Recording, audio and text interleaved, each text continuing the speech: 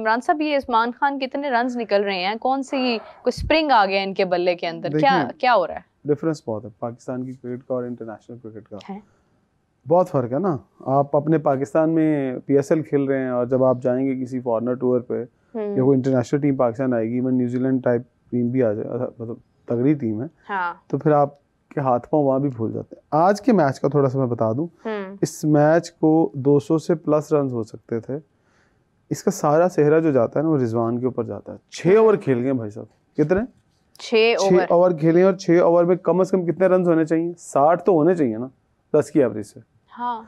तो जनाब उन्होंने बनाया 37 बॉलों पर 36 रन। अब ये है पूरा डिफरेंस इस इनिंग का।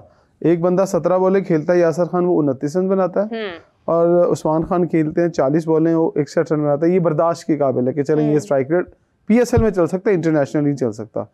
नीचे से आप देख लें परफॉर्मेंस क्या चल रही है यार, कुछ भी नहीं है।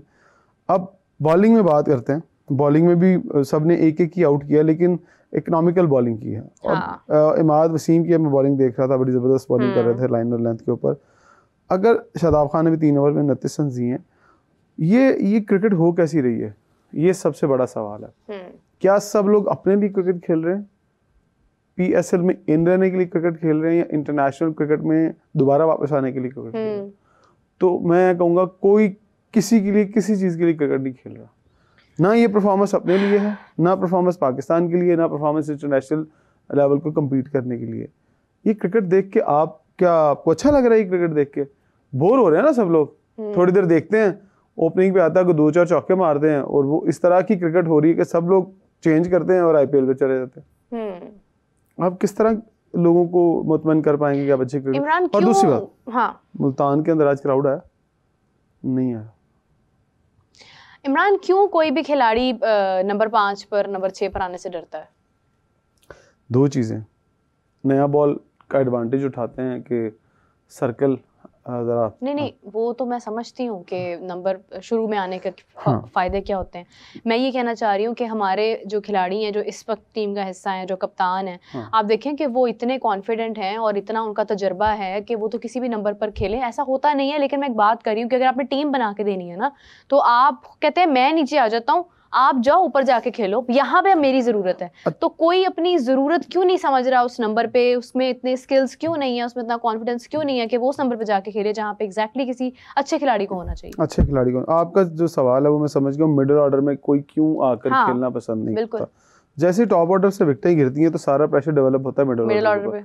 अगर तो टॉप ऑर्डर ने स्कोर किया है, ओपनिंग स्टैंड अच्छा दिया है, तो मिडिल ऑर्डर वाला आकर उसको कंटिन्यू कर सकता है। चाहे वो स्लो स्टार्ट ले, फिर वो एंड पे जाके ज्यादा, अगर विकेटें ऊपर से गिर गई हैं तो मिडिल ऑर्डर वाले का वो अंदाज नहीं है क्रिकेट खेलने का, वो सिचुएशन ऐसी नहीं है। फर्स्ट करें 2 विकेटें गिर गई, ओपनर दोनों आउट हो गए, तो मिडिल ऑर्डर स्टार्ट हो गया ना। तो वो मिडिल ऑर्डर का जो एक्सपर्टी है वो पुराना बॉल खेलने की है।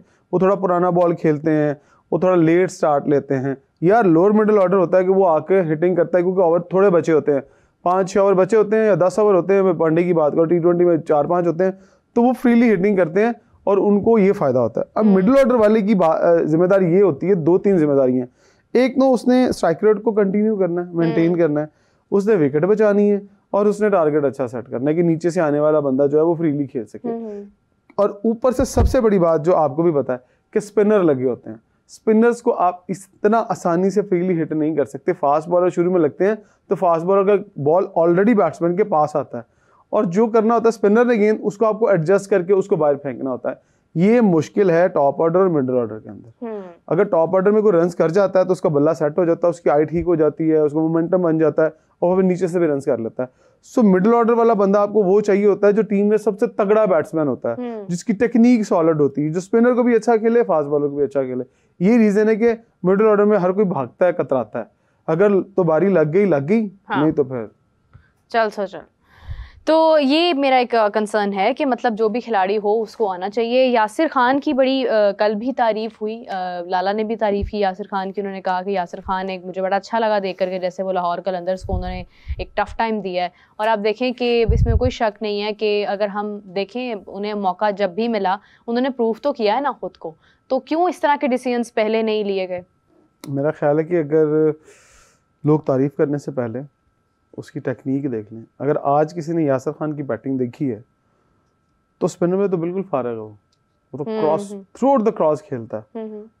लकीली वो आज बच गए, अगर अंपायर आउट दे देते तो वो आउट थे। वो तो रिव्यू लिया तो बच गए। तो मुझे समझ नहीं आती हमेशा से ही ना टेक्नोलॉजी की, हम अगर एज ए ह्यूमन देखूं तो मुझे तो वो प्लामा आउट लगता है, लेकिन टेक्नोलॉजी के जरिए वो हिट कर रहा था टांग को और अंपायर कॉल आ गई। देखें ये जो फौरन से तारीफ है ना मीरा, ये हमारी क्रिकेट को कर गई है तबाह। हमने लेकिन अप्रिशिएट तो करना चाहिए। अप्रिशिएट क्या, मुझे बताएं, माजी में फिर मैं वही पीछे चला जाता हूँ, माजी में लोगों ने 2-2, 3-3 सीजन रन किए, कभी किसी ने अप्रिशिएट नहीं किया, कभी किसी ने मौका नहीं दिया, कभी किसी ने कैप पे नहीं बुलाया। लोग 60-60 आउट कर जाते थे। ताबिश खान आज सारी दुनिया को पता है, ताबिश खान ने कराची से खेलते हुए 70-70 आउट किए, 60-60 आउट किए, 5-5 साल तक आउट करता रहा, किसी ने मौका नहीं दिया, कभी वो नहीं खेला पाकिस्तान, बहुत लेट खेला 1-2 मैचेस। मैं यही तो कहता हूँ कि अगर आप पहले लोगों को इतना इग्नोर करते थे, आज आप एक एक मैचेस पर क्यों सर पे उठा लेते हैं? क्या है ऐसा कि आप, इसका मतलब है कि हमें इतनी हंगर हो गई है अपने प्लेयर्स की, हमारा वो कहते हैं ना प्याला इतना टोकरी खाली होगी कि बिल्कुल खाली टोकरी में हम कहते हैं कुछ ना कुछ गिर जाए यार, कुछ गिरता है तो हम उसको चूमते हैं, हम कहते हैं यार शुक्र है कुछ आया। ऐसा ना करें, ऐसा करने से तबाह हो जाएगी क्रिकेट। आपको फोकस अगर करना है ना तो आप स्कूल और कॉलेज क्रिकेट के ऊपर कर लें, अपनी डोमेस्टिक क्रिकेट को देख लें। अगर आप उसको देख लेंगे, उसको ठीक कर लेंगे तो आपकी सारी क्रिकेट ठीक हो जाएगी। वरना यासर खान आ गया, उस्मान आ गया, हसन नवाज आ गया, ये आपको अच्छे लगेंगे। वो कहते हैं ना किसी के घर औलाद नहीं होती ना, तो कितने सालों बाद अगर कोई बच्चा पैदा होता है ना, वो चुम चुम के मार देंगे उन्होंने।